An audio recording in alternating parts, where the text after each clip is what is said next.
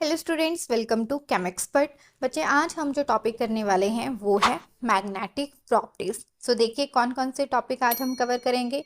Diamagnetic species देखेंगे, then paramagnetic, और हम करेंगे मैग्नेटिक मूवमेंट के कुछ क्वेश्चंस, और लास्ट में हम करेंगे क्यूआर। सो चलिए स्टार्ट करते हैं मैग्नेटिक प्रॉपर्टीज के साथ। तो दो तरह की मैग्नेटिक प्रॉपर्टीज होती है। कौन कौन सी? एक होती है हमारे पास डायमैग्नेटिक।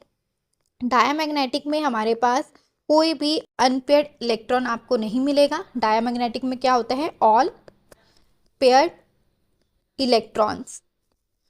कोई भी आपको नो अनपेयर्ड इलेक्ट्रॉन, कोई भी अनपेयर्ड इलेक्ट्रॉन आपको देखने को नहीं मिलेगा।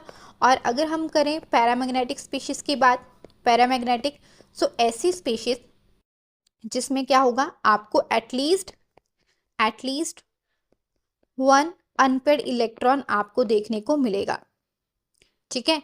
अब देखो, पैरा और डाया जो रहती है इसमें कंफ्यूजन हो जाती है, पैरा कौन सी है, डाया कौन सी है, किस में अनपेयर्ड इलेक्ट्रॉन है और किस में नहीं है। तो उसके लिए आपको क्या करना है, सिंपली आप यहाँ पर देखो क्या लिखा है, डाई। सो डाई मीन्स क्या होते हैं? टू।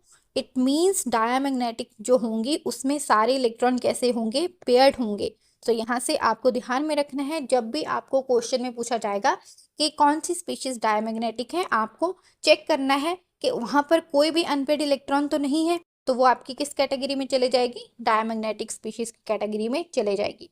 तो चलिए अब देखो पैरामैग्नेटिक की डेफिनेशन यहाँ पर देखो, the substance which are attracted by magnetic field. अब क्वेश्चन ऐसा भी मोल्ड हो सकता है कि आपको डायरेक्टली पैरामैग्नेटिक ना पूछकर क्या पूछ लिया जाए कि ऐसी स्पीशीज बताओ जो अट्रैक्ट होती है मैग्नेटिक फील्ड से। सो कौन सी स्पीशीज अट्रैक्ट होती है? पैरामैग्नेटिक। क्लियर है? तो आप वहां से कौन सी स्पीशीज करोगे? पैरामैग्नेटिक स्पीशीज फाइंड आउट करोगे जिसमें क्या होता है, एटलीस्ट वन अनपेयर्ड इलेक्ट्रॉन आपको देखने को मिलेगा। अब ऐसे ही डायमैग्नेटिक में देखो, substance which are weakly repelled by magnetic field. अब डाया में आपको पता है कि दो इलेक्ट्रॉन, मींस यहाँ पर आपको जीरो अनपेयर्ड इलेक्ट्रॉन मिल रहे हैं। सारे इलेक्ट्रॉन कैसे होंगे? पेयर्ड होंगे। तो अब सारे इलेक्ट्रॉन पेयर्ड हैं तो यहाँ पर ये क्या होते हैं? वीकली रिपेल्ड होते हैं। अब क्वेश्चन में same directly diamagnetic species find out करो ये ना पूछकर क्या पूछ लिया जाता है कि ऐसी स्पीशीज बताओ जो वीकली रिपेल्ड होती है मैग्नेटिक फील्ड में। क्लियर है? तो वहां पर आप क्या चेक करोगे? डायमैग्नेटिक स्पीशीज को चेक करोगे कि अनपेयर्ड इलेक्ट्रॉन है कि सारे पेयर्ड है। चलिए आपके लिए क्वेश्चन है, identify the following species as paramagnetic और डायमैग्नेटिक। सो पैरा मीन्स हमारे पास अनपेयर्ड इलेक्ट्रॉन होना चाहिए, और यहाँ पर dia means no unpaired electron.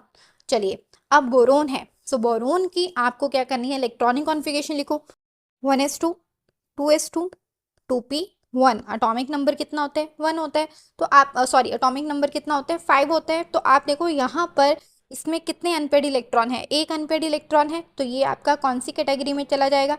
Paramagnetic की कैटेगरी में चला जाएगा।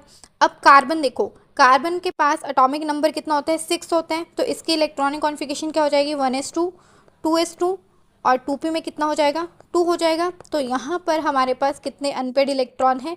2 अनपेयर्ड इलेक्ट्रॉन है। अनपेयर्ड इलेक्ट्रॉन 2 है, तो ये भी पैरामैग्नेटिक की कैटेगरी में चला गया। देन है कैल्शियम। कैल्शियम का एटॉमिक नंबर कितना होता है? 20। कितना होता है? 20 एटॉमिक नंबर होता है। तो इसकी इलेक्ट्रॉनिक कॉन्फ़िगरेशन क्या होगी? 1s2, 2s2, 2p6, 3s2, 3p, कितना हो जाएगा बच्चे यहाँ पे? 3p6 हो जाएगा। कितना हो गया? 18 तक हो गए, दो अभी बाकी है, तो क्या हो जाएगा? 4s2। तो यहाँ पर आप देखो एस में कितने?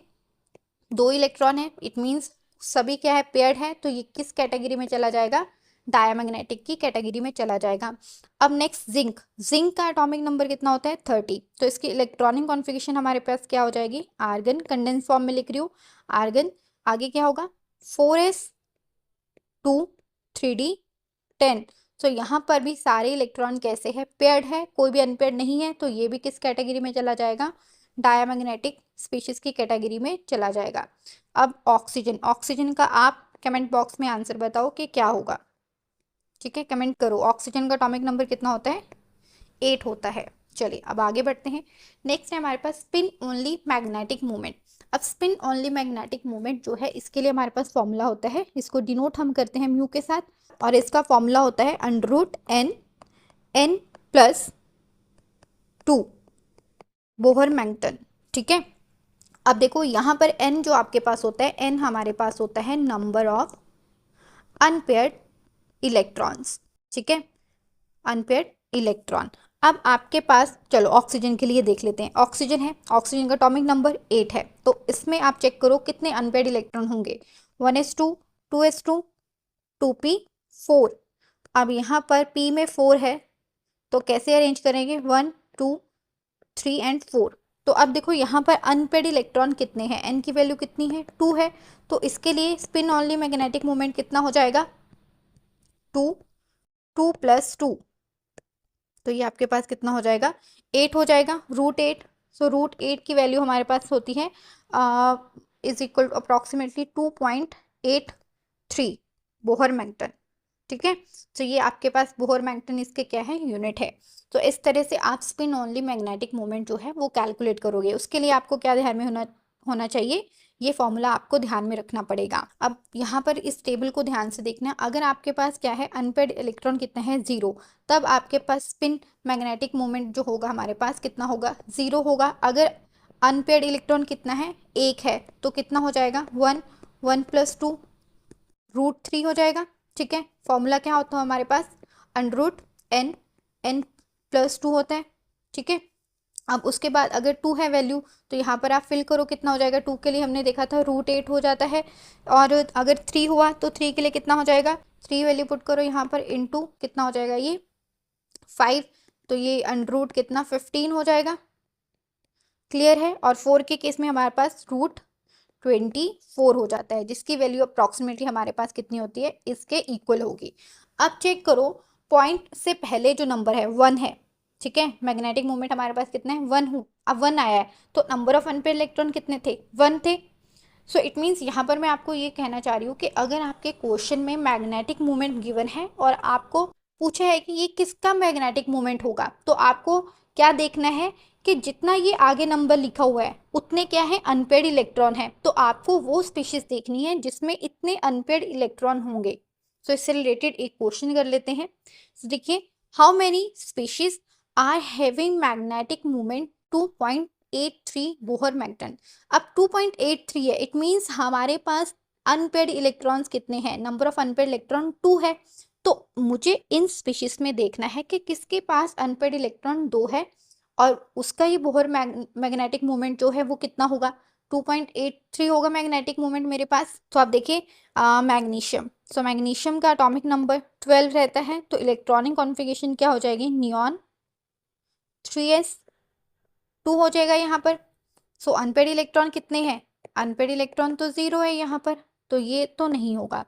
उसके बाद ऑक्सीजन माइनस, सो 8 एटॉमिक नंबर है, 1s2, 2s2 और 2p4 होगा, कितना होगा, 2p4 होगा, बट यहाँ पर क्या था, माइनस था, तो एक और इलेक्ट्रॉन आया, तो यहाँ पर कितना हो जाएगा, 2p में 5 हो जाएगा। तो इसमें अनपेयर्ड इलेक्ट्रॉन कितना आ रहा है, अनपेयर्ड इलेक्ट्रॉन 1 आ रहा है, तो ये भी हमारा आंसर जो है वो नहीं होगा। नेक्स्ट आप देखो नाइट्रोजन 3-, सो इसमें हमारे पास एटॉमिक नंबर 7 है, तो कॉन्फ़िगरेशन 1s2, 2s2, 2p कितना 3 होगा, बट यहाँ पर 3 माइनस मीन्स 3 और इलेक्ट्रॉन आ गए, तो यहाँ पर 2p6 हो जाएगा। तो 2p6 मीन्स यहाँ पर अनपेयर्ड इलेक्ट्रॉन कितने हैं, 0 है, तो ये भी हमारा आंसर नहीं होगा। अब चेक करो बोरोन के केस में, 1s2, 2s2 और 2p कितना होगा, 1 होगा, एटॉमिक नंबर कितना होता है, 5 होते हैं ना, तो यहाँ पर अनपेयर्ड इलेक्ट्रॉन कितना है, अनपेयर्ड इलेक्ट्रॉन यहाँ पर भी 1 है, तो ये भी हमारा आंसर नहीं होगा। अब लास्ट बचा है कार्बन, सो कार्बन में कितना होगा, 1s2, atomic number 6, 1s2, 2s2, 2p कितना हो जाएगा, 2 हो जाएगा।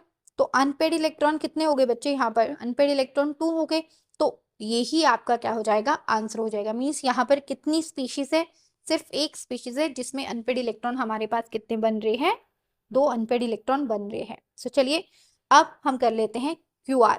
सो क्विक रिवीजन। सो हमने देखा हमारे पास 2 तरह की मैग्नेटिक प्रॉपर्टीज है, कौन कौन सी, पैरामैग्नेटिक और डायामैग्नेटिक। डाया में क्या होते हैं, सारे इलेक्ट्रॉन कैसे होंगे, पेयर्ड होंगे। पैरा में हमारे पास क्या था, अनपेयर्ड इलेक्ट्रॉन्स होंगे, unpaired electron, at least 1 unpaired electron, और पैरामैग्नेटिक स्पीसीज जो होती है ये क्या होती है, मैग्नेटिक फील्ड में वीकली अट्रैक्ट होती है। डायमैग्नेटिक क्या होती है, वीकली रिपेल होंगी मैग्नेटिक फील्ड में। और हमने देखा कि स्पिन मैग्नेटिक मोमेंट जो होता है म्यू, इसको हम कैसे कैलकुलेट करते हैं, √n n+2 बोहर मैग्नेटन। और यहाँ पर n हमारे पास क्या है, number of unpaired electrons. Clear है बच्चे? सो ये हमारा आज का लेक्चर था। आई होप आपको अच्छे से क्लियर हुआ होगा। सो थैंक यू स्टूडेंट, मिलते हैं नेक्स्ट क्लास में।